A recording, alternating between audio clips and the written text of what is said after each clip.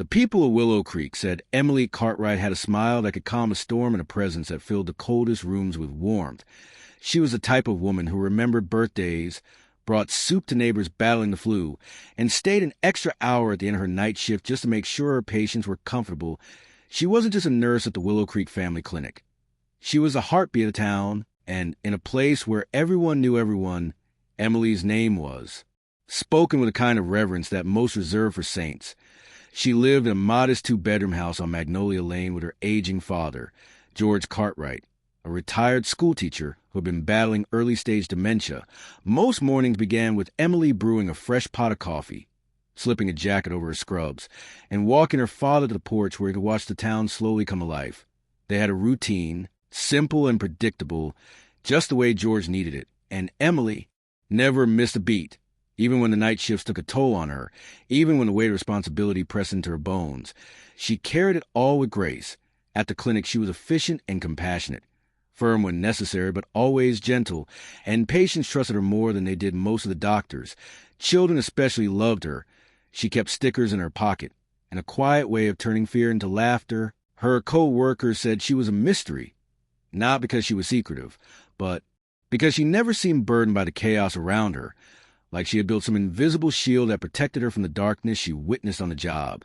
She had no history of conflict, no record of missteps, not even a traffic ticket.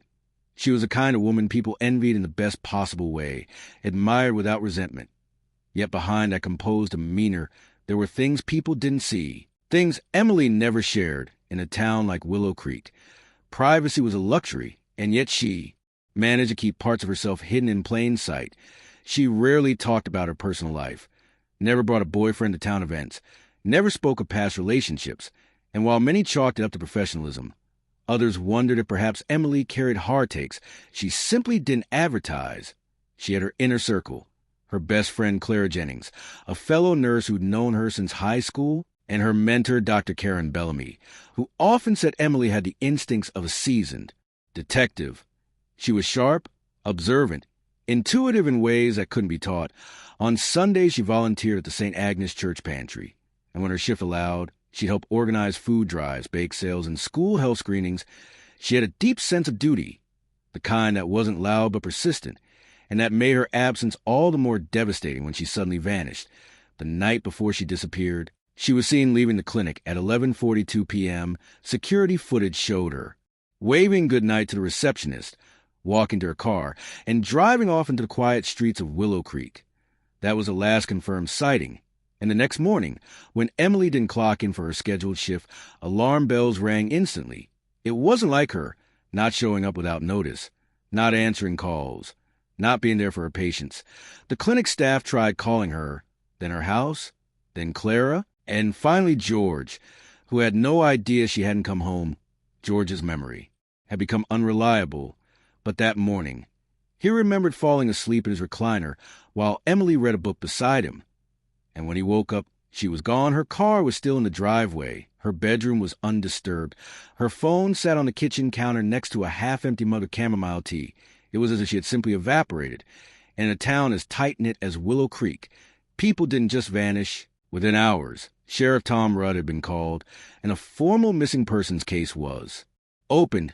Rudd had seen his share of domestic disputes, meth busts, and the occasional break-in. But this was different.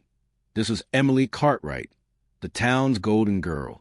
And if something had happened to her, then the town wasn't as safe as they believed. The sheriff walked through her home that morning, noting the unlocked door, the neatly folded laundry, the book she'd been reading still open to chapter 12. There were no signs of struggle, no blood, no overturned furniture, just silence. Eerie, heavy silence. And as George sat rocking slowly on the porch, murmuring to himself about the weather, Rudd felt a chill crawl down his spine. This wasn't a runaway case. It wasn't someone skipping town. It was something darker, something deliberate. And though no one said aloud just yet, there was an unspoken consensus forming in the town's collective mind. Emily didn't leave of her own free will, and someone in Willow Creek knew exactly what happened to her. It began the way disasters always do in small towns. Slowly at first, with whispers carried between coffee shop booths and exchanged glances across grocery store aisles. The morning Emily Cartwright didn't show up for her shift sent an electric ripple through the town, a collective unease that settled over Willow Creek like a thick fog. By noon, the phones at the clinic were ringing nonstop. Patients asking if Nurse Emily was all right, if she'd gotten sick, if maybe she just overslept. But Clara Jennings knew better. Emily didn't miss work, not even when she was sick herself. She once came in with a sprained ankle and insisted on finishing a full 12-hour shift. So when Clara called her 3 times and got nothing but voicemail, a sick feeling took root in her stomach. It wasn't panic yet, but it was a beginning. She drove straight to Magnolia Lane, her tires crunching over gravel, heart thudding like war drums in her chest. George Cartwright answered the door, wearing one slipper and a housecoat, his eyes foggy and confused.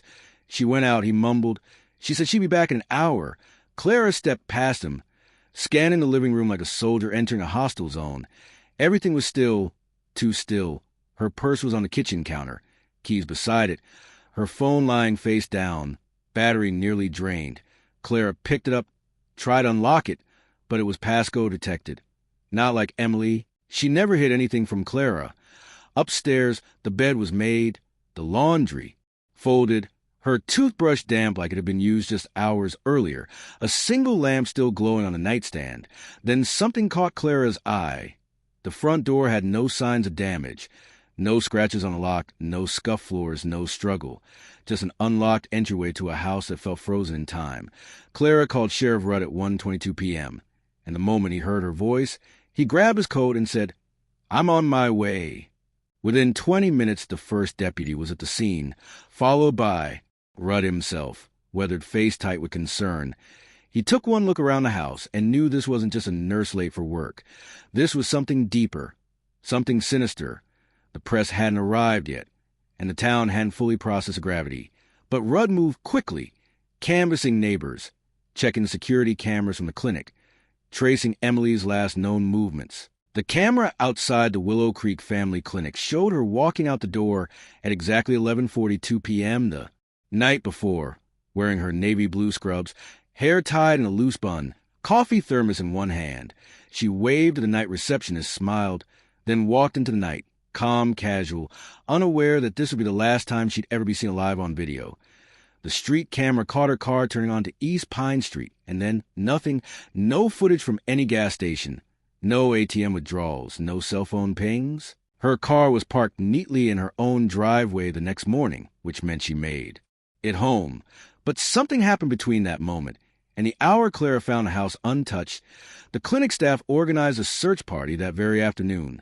By 4 p.m., 100 volunteers spread out into the woods behind her home, flashlights and walkie-talkies in hand, combing the brush for any sign of her. Shoes, hair clips, torn fabric, anything. They found nothing. Dogs were brought in, trained to track human scent, and they caught a weak trace near the edge of Lake Marston, where the woods thickened into swampy terrain. But it vanished less than a quarter mile in, like she'd simply disappeared into the trees. George sat on the porch the entire time, muttering fragments of prayers, asking if someone had checked the church, asking if he should make her bed, his confusion as heartbreaking as it was useless. That night, as the sun dipped behind the hills and Willow Creek descended into silence, something unspoken settled into the air, a knowing, a collective dread that told them this was going to end with a cheerful homecoming. On the second day of her disappearance, the media arrived, first a local news channel from Asheville, then a regional reporter from Knoxville, and by the third day, Emily's face was plastered across television screens statewide. Missing nurse from Willow Creek, community rallies, headlines read. But beneath the smiles of the anchors was an undertone of fear, because cases like this didn't belong in towns like Willow Creek. Sheriff Rudd issued a formal statement that day, confirming Emily was last seen leaving work and never officially made contact with anyone afterward. He urged calm, assured the town that every resource was being deployed, but his eyes betrayed him. They were tired, haunted, knowing something darker lingered just beneath the surface. By the fourth day, things began to unravel, slowly, steadily, like a sweater pulled from the wrong thread. Rudd ordered a forensic sweep of Emily's home, every surface dusted, drains checked, phones and computers seized, Her emails were bland, unremarkable, but her call logs revealed something strange. 2 outgoing calls to a block number at 2:07 a.m. and 2:09 a.m. on the night she vanished. The duration of both was under 10 seconds, and neither was answered. But those calls were made from her landline, not her cell, a landline no one used anymore except maybe George to order prescriptions. And George had no memory of anything after dinner. When asked about the calls, he became agitated, shouting. I said good night, and then she left me. Don't ask me again. And that's when Rudd knew they were dealing with more than a missing person case. Something was off, something deeply wrong, and he'd need to dig into a life that on the surface seemed perfect, but beneath it might be something else entirely. The next big clue came not from a detective, but from a teenage volunteer named Jake who was searching a stretch of trail behind the Cartwright property. He stumbled on a plastic Ziploc bag duct taped shut and buried under a rock. Inside was an old flip phone, dead but intact. The number didn't match Emily's primary cell. When investigators charged it and checked its contents, they found a string of messages that changed everything. The texts were short, cryptic, but unmistakably hers. Messages like, he's watching the house, and I think he followed me again, and I can't be around him anymore. The last message was sent 3 days before her disappearance and simply said, I'm ready to tell someone. It became clear that Emily had secrets, and someone didn't want those secrets exposed. The burner phone didn't have a contact list, just one number labeled R. The phone had been purchased with cash from a drugstore in Knoxville 3 weeks prior. No cameras, no way to trace it. Whoever R was, he wasn't just a ghost of her phone. He was possibly the last person to hear her voice. By the 5th day, the community was no longer searching the woods with hope, but with dread. The volunteers who once called out Emily's name to the trees now moved in silence, eyes scanning the dirt for freshly turned soil or signs of shallow graves, and every stick or dark patch of ground made someone's breath catch. Inside the sheriff's office, the mood had shifted from urgent to obsessive. Maps covered the walls, pinned with colored string, connecting the clinic, Emily's house, lake, Marston, and now the trail where the burner phone was discovered. Sheriff Tom Rudd hadn't slept in 2 days, his flannel shirt wrinkled, coffee-stained, eyes red from staring at phone records and GPS data. He kept replaying the last known footage of her leaving the clinic, over and over, zooming in on her face, searching for some flicker of emotion that might explain what was coming. But she looked calm, almost too calm, as if unaware of the danger walking just a few paces behind her in the invisible part of her life. The first big break in the case came from a forensic technician named Marla, who was running a sweep on Emily's personal laptop. Hidden inside a folder labeled Taxes 2016 was a subfolder called To Keep. Inside were screenshots of text messages from another burner number, one that didn't match the one found in the woods. These messages went further back, almost 8 months, and they revealed a tangled relationship with someone who referred to her as M. Someone who often messaged at odd hours, late nights, early mornings, and the language shifted over time. From affection to desperation to manipulation, there were phrases like, you said you'd wait, and I'm dying in this marriage, and finally, if you're scared, just say it. I'd never hurt you, unless you lie again. Marla's hands trembled as she scrolled, realizing these weren't just secrets.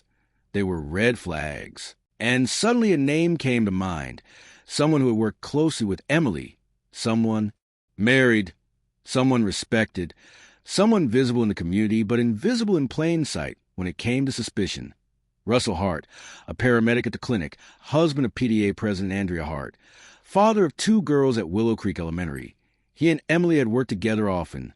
They shared ambulance shifts, house calls, night rounds, places where privacy was possible, where eyes weren't always watching. And when Marla cross-referenced the burner number against past clinic calls, she found a pattern. Calls made from the clinic's secure staff line to that number during Russell's shifts, often in the dead of night. It wasn't conclusive, but was enough for Rudd to bring him in. Russell sat calmly across the interrogation table, a man of routine and reputation, press shirt, church-groomed haircut, soft voice, the kind that put patient at ease. He looked more confused and concerned at first, and when Rudd asked if he and Emily had ever been involved, he shook his head slowly and said, she was a good nurse. We work well together. But no, nothing like that.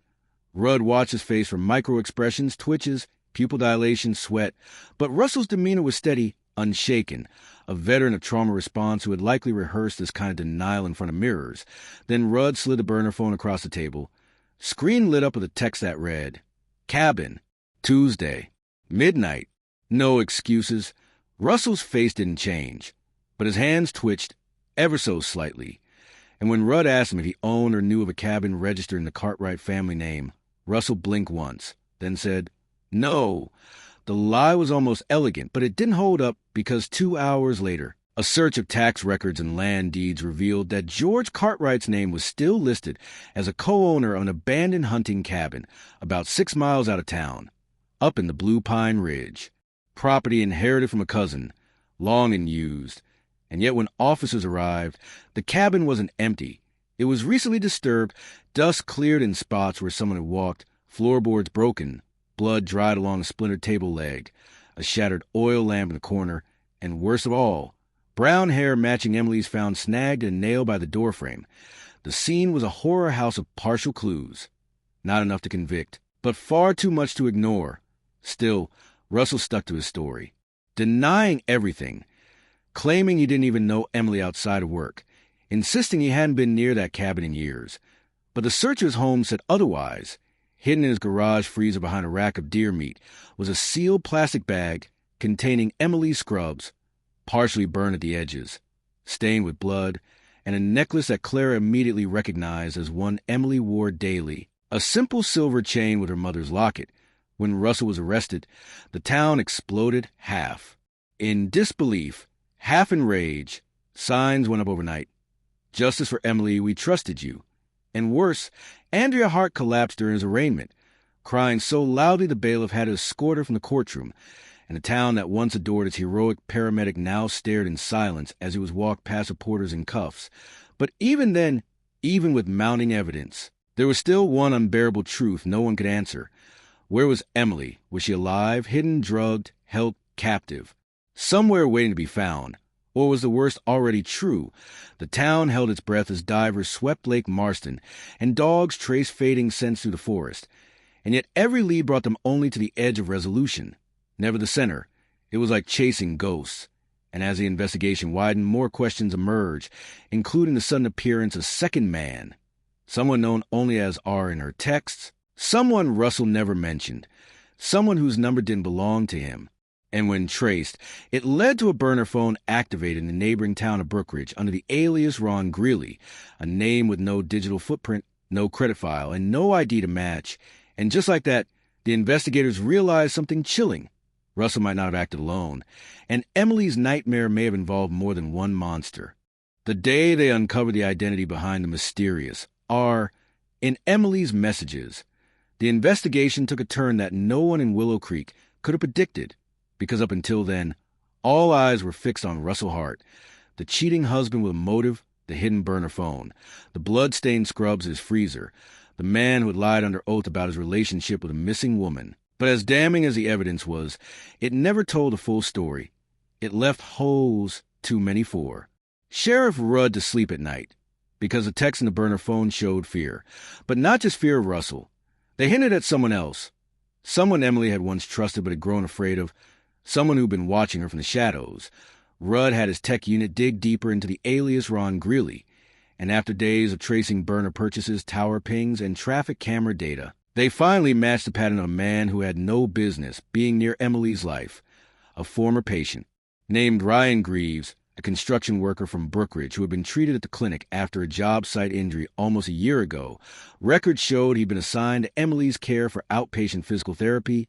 Nothing major, just follow-ups and check-ins.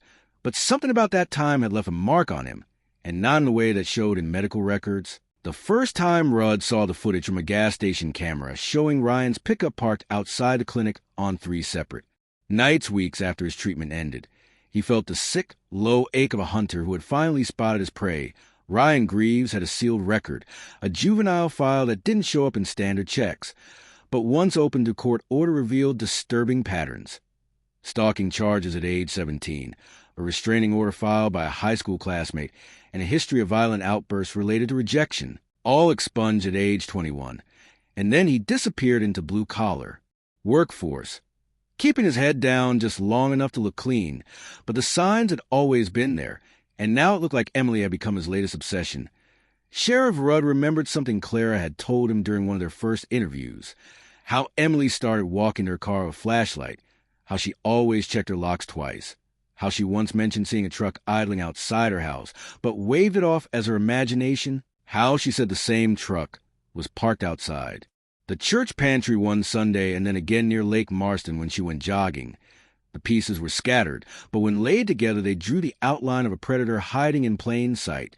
They pulled Ryan's employment records and found that he had requested time off the same week Emily vanished, citing family emergency. When officers arrived at his trailer in Brookridge, he was gone. But what they found inside was enough to freeze the breath in their lungs. A wall covered in newspaper. Clippings. Photos of Emily taken without her knowledge. Long lens shots of her at the clinic, at church, at the grocery store, some dated months back, some as recent as the week she disappeared. And pinned dead center was a photograph of Emily smiling on her porch, sipping tea, and scribbled beneath it in black marker. Mine until she lied. They found a duffel bag packed with duct tape, zip ties, gloves, and a hunting knife. They found a burner phone, identical to the one recovered from the woods, with texts that overlap with those on Emily's hidden phone. And perhaps most disturbing, a voice recorder containing muffled conversations. And in one of them, barely audible but unmistakable, Emily's voice. "I said no, Ryan, I said no. Stop this." Followed by a man's voice. "You don't get to lie, not to me. Not after everything." Then static, the rest erased. Sheriff Rudd stood in the middle of that trailer with the kind of stillness that only comes when you're standing in the ruins of something innocent, something good. And you realize the evil that Broken had been watching from the dark for far too long. A manhunt was launched that same night, and the town of Willow Creek, already wounded by Russell's arrest, now reeled from the reality that another man, one they'd never seen, never suspected, had been lurking behind it all. They locked down roads, issued statewide alerts. And for 48 hours the world seemed to tilt off its axis. Then on the third morning, a fisherman reported a foul odor coming from a clearing off the old Hallow Bridge near the state line. Deputies arrived and found disturbed soil, signs of digging, the stench of rotten smoke, and buried beneath a loose layer of earth and charred leaves was a shallow grave of Emily Cartwright, wrapped in a tattered bedsheet, her hands bound, her face bruised, her eyes frozen open. Even in death she looked like she had fought, like she had not gone quietly into the night. And near her, buried, separately, was a second duffel bag containing a bloodied hammer, a burned notebook, and a photograph of her torn in half, the back of it scrawled with the words, "You made me do this." Dental records confirmed the identity, but no one needed them. Her father collapsed when he heard. Clara screamed into her hands until her voice broke. And the town of Willow Creek fell into mourning the way a person falls to their knees when the grief is too heavy to carry. They held a vigil that night, candles, lighting the streets like fireflies, silence stretching across town square like a curtain. And in that silence Sheriff Rudd stood and made the announcement no one expected. Russell Hart, he said, was not the killer. He was a liar, yes, an adulterer, a coward who betrayed his wife at his oath, but he had not killed Emily. The real killer was still out there, and his name was Ryan Greaves. The entire town exhaled when the sheriff named Ryan Greaves as the real killer. It was the first moment since Emily vanished that offered a target, a villain, a monster they could point to and say, "That's him, the one who had taken their light."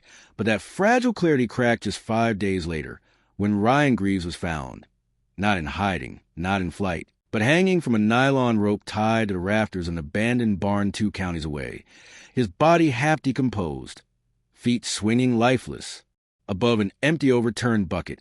It was a suicide staged in silence. No note, no fingerprints except his own, no signs of a struggle. The air inside the barn smelled of gasoline and mildew, and the only clue left behind was a faded photograph of Emily lying beside his boots, its edges burnt, just like the ones found in his trailer. For a brief moment it seemed like closure. The predator had destroyed the prey and then destroyed himself. But something didn't sit right with Sheriff Rudd, and as he stood in the barn, watching the forensic team document the scene, he turned slowly to his deputy and whispered, "It's too neat." And he was right, because the autopsy revealed that Ryan had died more than 10 days prior, before Emily's body was discovered, before the notebook with "You made me do this" was buried near her grave, before the final burner text that said, "It's done." And that timeline shattered everything because it meant that someone else had written those words. Someone who wanted the world to believe Ryan had been the end of the story. Someone who needed a scapegoat and had found the perfect one. Ryan had been obsessed, yes, but he hadn't acted alone. Or maybe he hadn't acted at all. And suddenly all the attention that had swiveled away from Russell Hart began to tilt back toward him, slowly, like a weather vane in shifting winds. But this time, it didn't stop at Russell, because when investigators combed through Emily's phone records again, they found something that had been overlooked, a deleted voicemail from a week before her disappearance, recently recovered by forensic software. It was Clara's voice, trembling, panicked, saying, "You can't tell him. Promise me. Please, you can't. He'll ruin everything. He'll ruin both of us." And that single message reopened every closed file, every archive lead, because now the best friend wasn't just a grieving nurse. She was a variable, a ghost in the equation. When Rudd brought her in for questioning, she was pale, jittery, hands shaking as she poured water she didn't drink. Her lawyer sat beside her, stone-faced, and when asked about the voicemail, she claimed it was about Russell, about Emily going public with their affair. But her timeline didn't match. Her story frayed at the edges, and what came next was a domino that cracked the entire case in half. One of the clinic janitors came forward with a journal he found in the staff room trash bin the day after Emily's disappearance. It had been partially burned but was legible, and on one of the pages, Emily had written, "I think she's using him. I think Clara is trying to make me the villain, but I'm not the one hiding. I know she's been in contact with Ryan. I know she's lying to both of us." The ink was smeared by water, but the message was clear. Emily had discovered something she wasn't meant to, something that pointed to a partnership, a manipulation bigger than a jealous ex or an unstable stalker. She had begun to see the web, tightening around her, and she was preparing to expose it. Rudd's team reanalyzed GPS data from the night Emily vanished and discovered 2 phones, Russell's and Clara's, pinging within a half-mile of the Cartwright cabin at 12:43 a.m. Both of them claimed to be home that night, asleep, unaware, and now both of them were proven liars. So the sheriff made a risky move. He held a press conference and said nothing about the new leads, instead declaring the case fully closed, thanking the public for their help, announcing that Ryan Greaves had acted alone. It was a lie, but it was a trap, because later that night, hidden microphones planted in Clara's car captured her screaming into her phone. "Why did you burn the notebook? I told you we needed time. Do you want us both in prison?" And on the other end, a man's voice, Russell Hart, low and shaking, said, "I panicked. I thought they were coming for me. I didn't know they'd find him already dead." And just like that, the case cracked wide open, the twisted truth exposed. The affair wasn't just between Russell and Emily.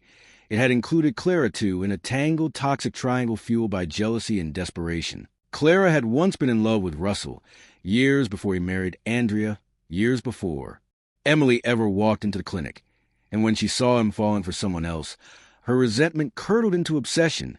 She befriended Emily, inserted herself into her life, gained her trust, then manipulated Ryan Greaves, a patient she had quietly encouraged to keep checking in at the clinic, until he too became a pawn in her scheme.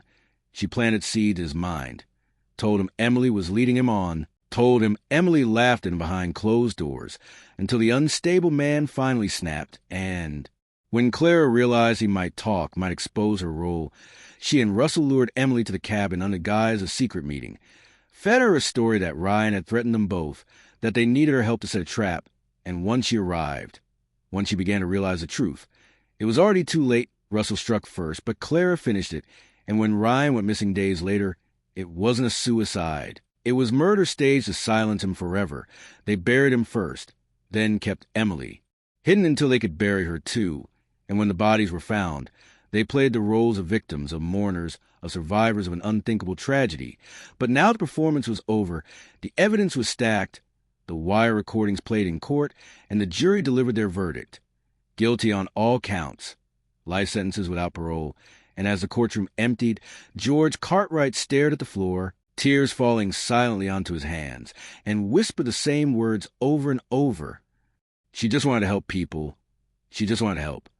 And outside, Willow Creek began the long, slow process of healing, its illusions shattered, its innocence lost, but its truth, finally, unburied.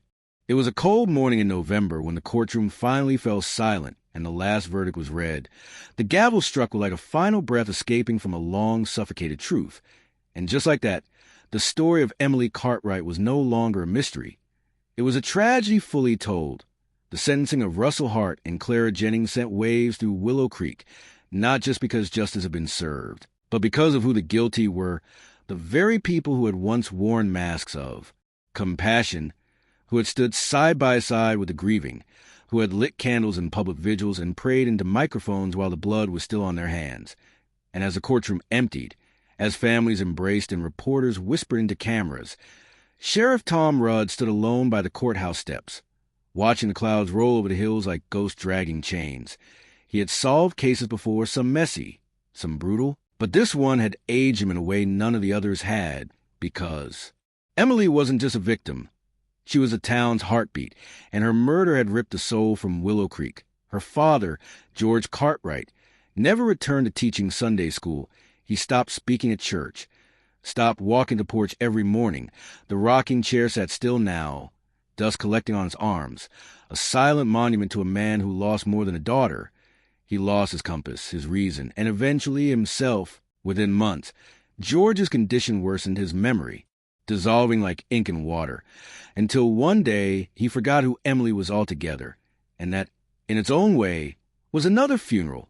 Clara Jennings and Russell Hart were sent to separate correctional facilities, each sentenced to life without parole. Neither spoke during sentencing, neither apologized. They wore their shame like armor, refusing to break, refusing to explain what exactly drove them to such darkness. But the evidence had already done the speaking.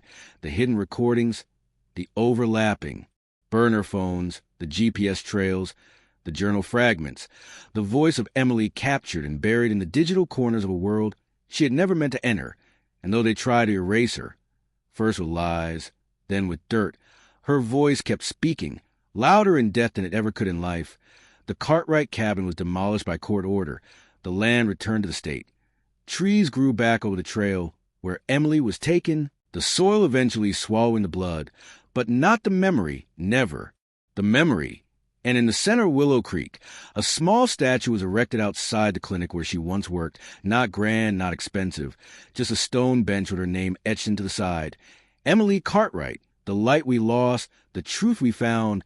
People still sit there sometimes, especially at dusk, nurses on break, mothers holding children, teenagers sharing secrets, and every once in a while, someone leaves a daisy, her favorite flower, on the bench, and walks away without saying a word.